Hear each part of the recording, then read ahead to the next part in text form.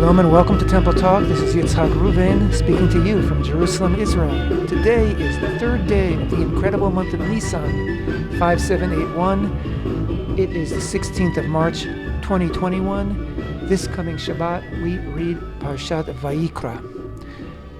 We begin the Book of Leviticus, known in Hebrew as Vayikra, and he called. Who called? Well, we're going to talk about that in just a minute. Let's first talk about this month of Nisan, which began Saturday evening, and it's the first of our months, right? That's what we learn in Exodus book, chapter 12, verse 1. God commands Israel, while still in Egypt, this will be the first of your months, and tells Israel that it's Israel's responsibility now to determine the new moon, the new month, each month, every month, right? Awesome responsibility, time. There can be no freedom without being able to be responsible for your own time. So this responsibility of calibrating the new moon, of calibrating time, of creating for ourselves, time is the way we move forward. Time is how we advance. Time is how we change. You need time before anything else. In fact, the first of Nisan is the first of our months, the beginning of time. 1 year after that commandment, while still in Egypt, Israel inaugurated the Tabernacle. And that's what Vayikra, the book of Leviticus, begins with. That's what Exodus ended with. The same day, 1 year later. So, having first gained responsibility for time, it gave us the ability to create a space for Hashem's presence to dwell amongst us. Big concepts, but that's what it's all about. Nisan, this amazing month, which is the first of our months, and it was the month of the inauguration of the Tabernacle. It was the month that the Kohanim, the priests, were sanctified, and that first time that they blessed the assembly, blessed Israel with a priestly blessing. May Hashem bless you and guard over you, and so on and so forth. This beautiful blessing that is in our tefillah, it's in our prayers every day. And in the Holy Temple, the Kohanim, the priests, would bless the people every day with this blessing. That's also first time ever on the first of Nisan. Fire came down and consumed the first offering. The princes or leaders of each of the 12 tribes began, each one day after the other, one day at a time, to bring presents, gifts, to inaugurate the tabernacle with. And we read about that in the Book of Numbers. And it's very interesting. In the Book of Numbers, each of the 12 princes is given its own description of what he brought, his entire offering, entire gift. It's very detailed. And every one of the 12 tribes, every one of the 12 leaders brought the identical items. I say items. Why? Because the question then is, well, if they all brought the exact same thing, why does the Torah list one after the other? It becomes very repetitious. Each paragraph is the same as the last. The only thing that's changed is the day and the name of the tribe and the name of the leader of the tribe. Because what Torah is really teaching us is that whatever they seemed on the outside, on the surface, these were gifts from the heart. Each one came from an individual representing an individual tribe. So each one was different from the other. That's why we read 12 separate offerings. Each one was different, even though on the surface they looked the same. Anyway, I divert. Amazing things happened on this first day of Nisan as the tabernacle was inaugurated, and we're in a whole new page. Israel now has a place, a sanctified area where Hashem's presence can spread forth. and embrace the entire encampment, the entire nation, and ultimately the entire world. It is a portal of space and time, a portal above space and above time, through which God's presence enters into his creation and fills his creation. And only Am Yisrael, only the children of Israel were able to create this portal to let Hashem's presence in. And that's what we learned about in the concluding chapters of the book of Exodus. So now we're in Vayikra. We're in Leviticus. And it opens like this, first in Hebrew, then in English. Vayikra el Moshe vayirdaber Hashem elav me'ol moed lemor.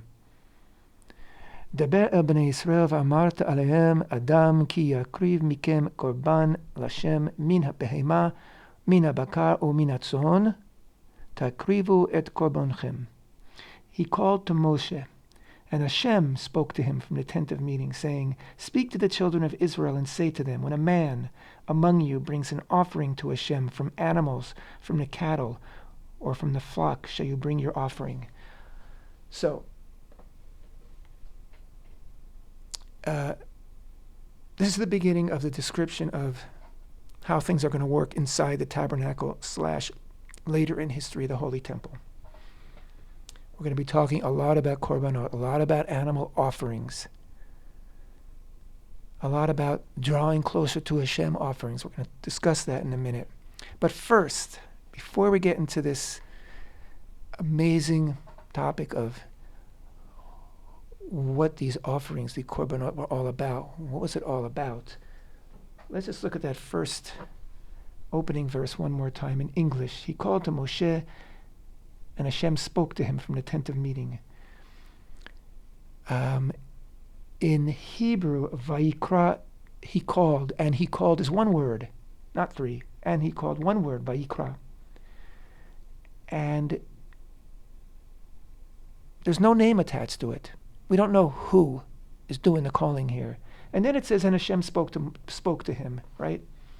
Hashem spoke to Moshe. So, of course, we can assume that it was Hashem all along. But why is Hashem's name not mentioned the first time? Why is Yud-Kei Vav-Kei not inserted in the opening of the verse? Because remember last week when we concluded Exodus, we arrived at this paradoxical situation where Israel had created this space where this infinite, beyond space presence could actually fit inside of creation, which is in itself a mind-boggling concept. And then it said, and God's presence filled that space that Israel created, and Moshe could not enter. So part of creating this space was to completely, basically annihilate our own egos. It's called bitul in Hebrew. We had to completely give of ourselves to Hashem, including ourselves. So Hashem filled up that area, and where were we? On the outside. So now, Hashem, Vayikra, his name's not mentioned, and in a Torah scroll, every Torah scroll in the world, that aleph, Vayikra, is Vav Yud Kuf Reish Aleph. That aleph, at the very end of the word, that letter is written small, smaller than all the other letters. What's that about? Vayikra. To tell you what it's about, let's talk about a very famous midrash, that when God was going to create the world, and God created the world via Torah, Torah was the blueprint, that all the letters of the aleph bet, the alphabet, wanted to be the first letter of the Torah. And each one appealed to Hashem, starting with the letter Taf, which is the last letter of the 22-letter alphabet of Hebrew, Taf. And each letter in this midrash, which is, of course, a very fanciful, metaphorical midrash, each appealed to Hashem and said, this is why I should be the first letter. And when Hashem waited out, there was always another word. The letter would present a beautiful word that started with that letter in order to gain God's favor. And then, it would mention another word that wasn't so favorable. So each letter, one after the other, was rejected until we got to the bit, which is which is the second to the first letter of the aleph bet. But of course, it was next to the last in this order, going from the end of the aleph bet to the beginning. And bet is for baruch, blessing, bracha, blessing. So God said, love it. Bereshit begins with a bet. Creation is a blessing. But then what about the aleph, which was the one letter it didn't have a chance to make its own appeal? And the aleph didn't complain. The aleph accepted. That's the way it is. So Hashem rewarded this aleph by making it the first letter of the Aseret HaDibrot, the first letter of the Ten Commandments. Anochi Hashem, I am Hashem. Anochi, I am. Okay, Anochi signifies here God's presence, God's being.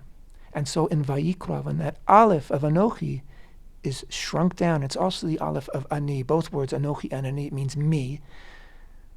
So on a human level, when we minimize ourselves, we allow for a relationship because we allow others to get in, whether it be another person or Hashem. And here Hashem is doing the minimizing of his presence, as it were. After filling up the tabernacle, Hashem pulls back, as it were, to allow man to come in, to allow the relationship to begin, the relationship in the tabernacle with man and God, with Israel and God. And so first, Vayikra, not mentioned. Hashem's name's not mentioned, right? Hashem's making himself small, as it were. And that small aleph further signifies that aleph also means one, by the way. Aleph is the first letter, it's one, echad. So that oneness doesn't lose its oneness, but metaphysically it allows for man to be present. And this is, of course, the miracle, daily miracle of the tabernacle, of the Holy Temple, that this relationship, this interface on so close and immediate level can occur. And then, Vayikra, Leviticus, goes on to talk about the offerings.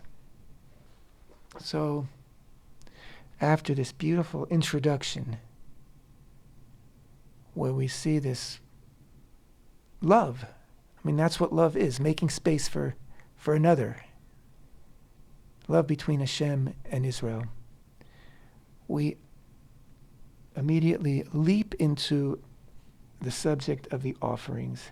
And again, if you've listened in past years, I'm going to be repeating myself a lot now, because the whole subject of the offerings is such a subject that's fraught with emotion for so many people. It seems people use the word pagan, primitive. First of all, pagan is a very relative term. If the Torah commands it, it's not pagan. That's the real definition. That's the real Jewish Torah definition. If the Torah commands it, it's not pagan. If the Torah forbids it, it could be pagan. Primitive, again, we have to be careful using these words. Why is it primitive? Because an animal was slaughtered, and slaughtered in a very specific, humane, dedicated and focused way, for a very, very holy purpose? Is it primitive because in a number of the offerings, some of that animal would be put on the altar and consumed by the fire? Is it primitive because some of that animal would be eaten either and or by the person who brought the offering and guests in certain cases, or by the Kohanim, the temple priests? Is that what makes it primitive? I'm not exactly sure what's primitive. Now, if we imagine a bloody, unkempt scene, okay, but it wasn't like that at all. We have to open up our minds. The slaughter, kosher slaughter today, which is based on the animal offerings, when done properly, is not only humane in that it is painless to the animal, it's done in a way that the animal should not be even frightened in anticipation. It's done with the knowledge, and this is the only way to do it properly, with the knowledge that this is an animal that God created. It's precious. And only when these basic conditions are fulfilled, as well as the other details, obviously, of proper slaughter, can it be considered a kosher animal? Can it be considered an animal that should be brought to the altar?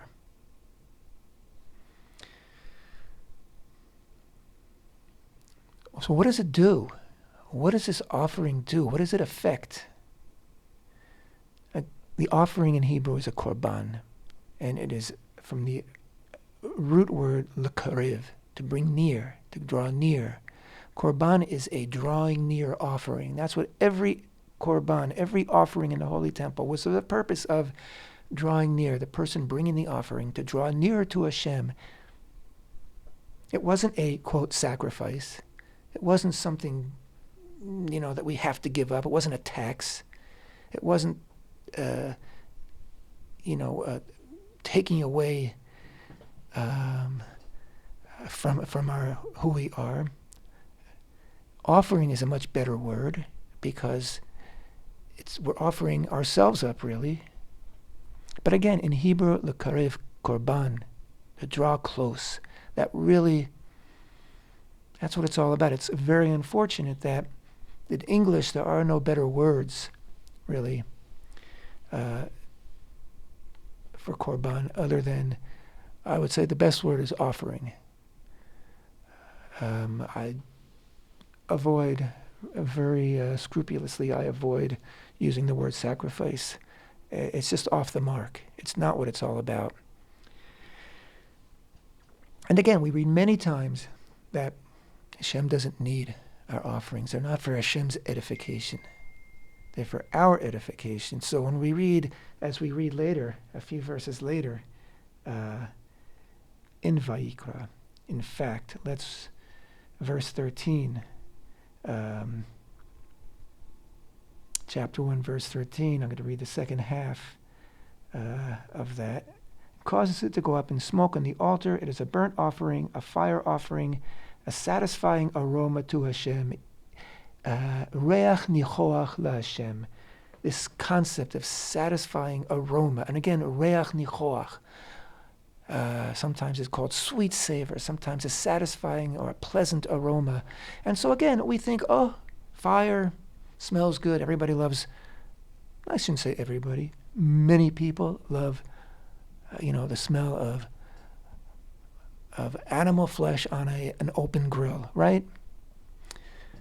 Barbecue, that's not what this is about at all. Reach, which means smell, is also from the word ruach, which means spirit. Also means ruach as in a certain level of prophecy, a certain level of connection, of connectivity with Hashem, of intimacy with Hashem, a ruach. Nichoach, pleasant, is from the word nach, which means pleasant. It also means rest. So a restful spirit, a inspired spirit, an inspired peacefulness.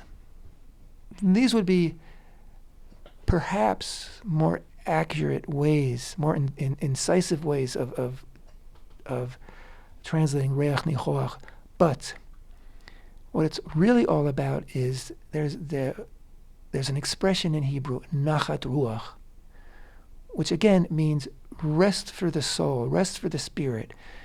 In Yiddish, and you'll hear it. It's almost used in English as well. Nachas, right? Nachas is used often. That's a Yiddishized pronunciation of nachat. Nachat ruach. Nachat ruach is there's only one way to describe what it really is.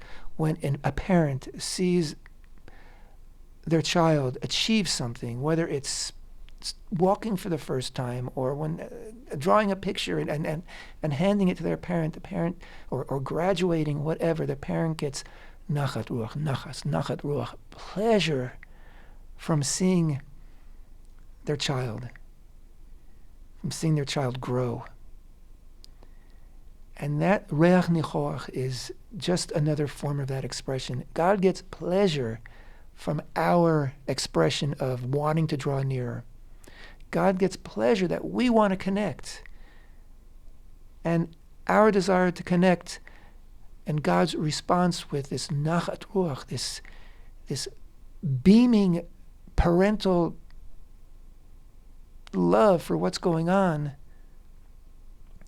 is what enables us to l'karev, to draw closer to Hashem. But why the animal? Speak to the children of Israel. I'm in verse 2, back to verse 2 now, after Hashem's call to Moshe. Speak to the children of Israel and say to them, when a man among you brings an offering to Hashem from animals, from the cattle or from the flock, you should bring an offering. Daber el bnei Yisrael amarta aleim Adam. When a man, Adam, right? First man, Adam. When he brings an offering to Hashem of a behemah. Behemah is animal. It's the general word for the animal kingdom, behemah.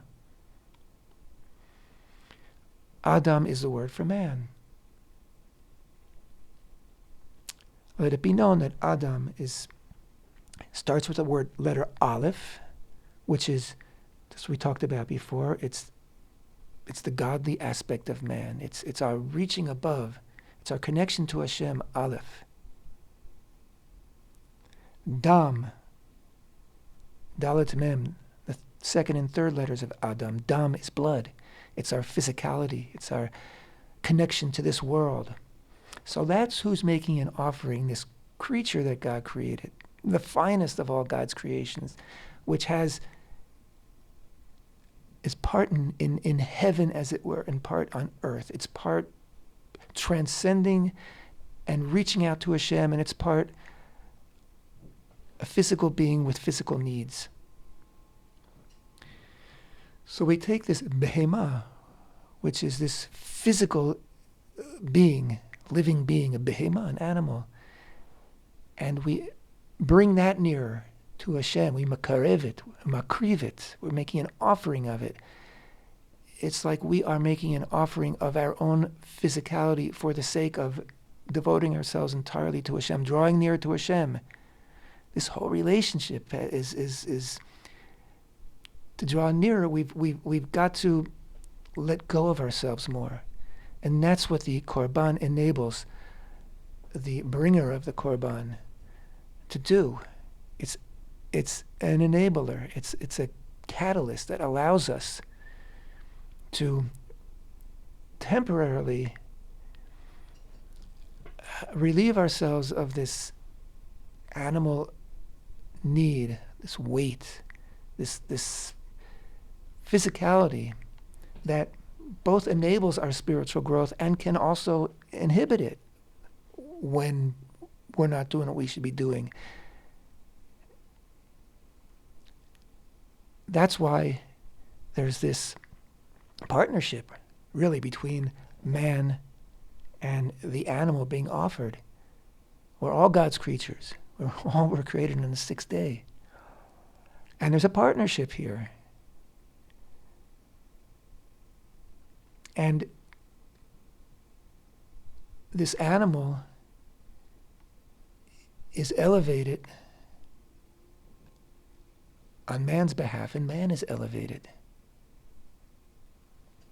And creation draws closer to HaShem for that moment.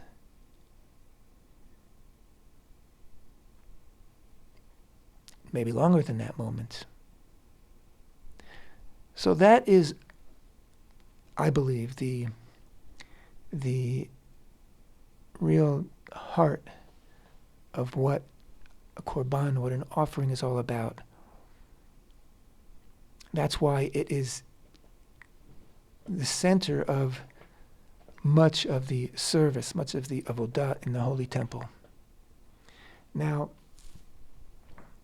the altar, the Mizbeach, was outside of the tent of meeting, outside of the tabernacle, and outside of the Holy Temple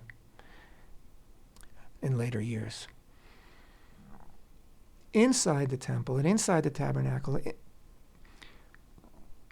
and inside the Holy of Holies is the Ark of the Covenant and the two cherubim, the two churuvim, and from between those churuvim, that's where HaShem will speak to Moshe. That's where HaShem grants forgiveness to the entire nation of Israel in Yom Kippur when the Kohen Gadol, the high priest, enters for the one time through the year into the Holy of Holies and lays down the incense, the Ketoret incense, before the Ark of the Covenant. So the Holy of Holies is the portal, the center of the portal where God's presence comes into our lives as individuals, as a nation, as humanity. And the altar is where man lifts himself up to draw nearer to HaShem. The altar, we're told,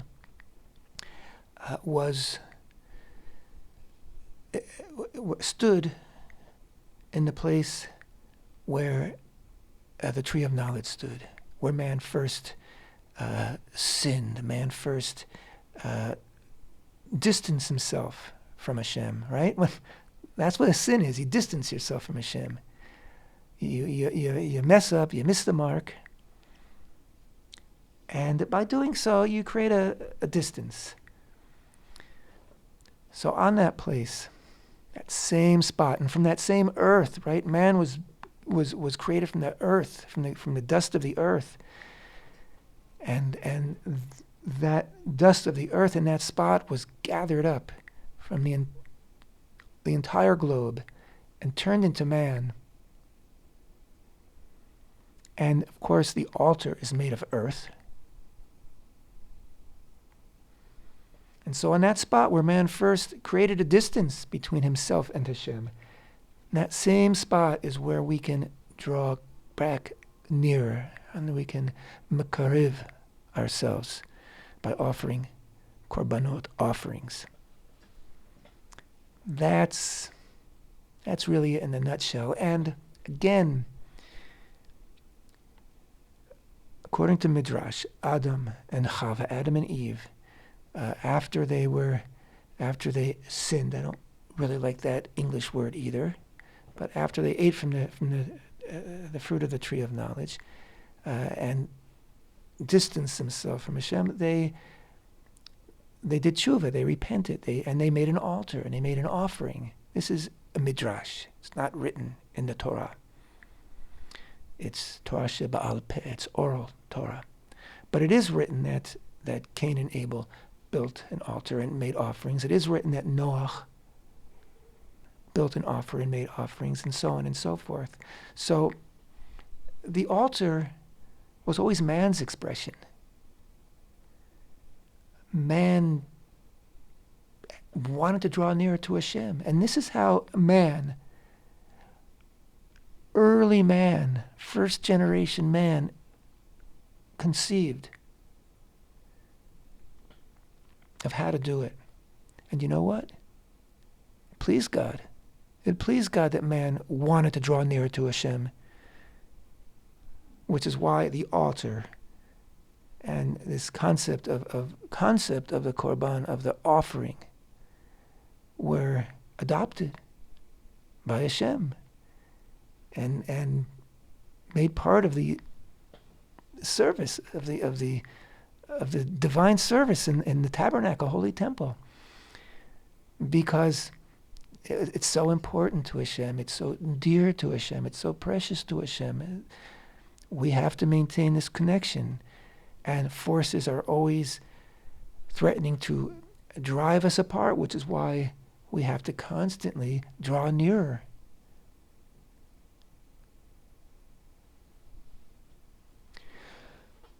And again, the animals involved in this process, sheep, goats, and cows, and doves and pigeons, they were part of the process as well.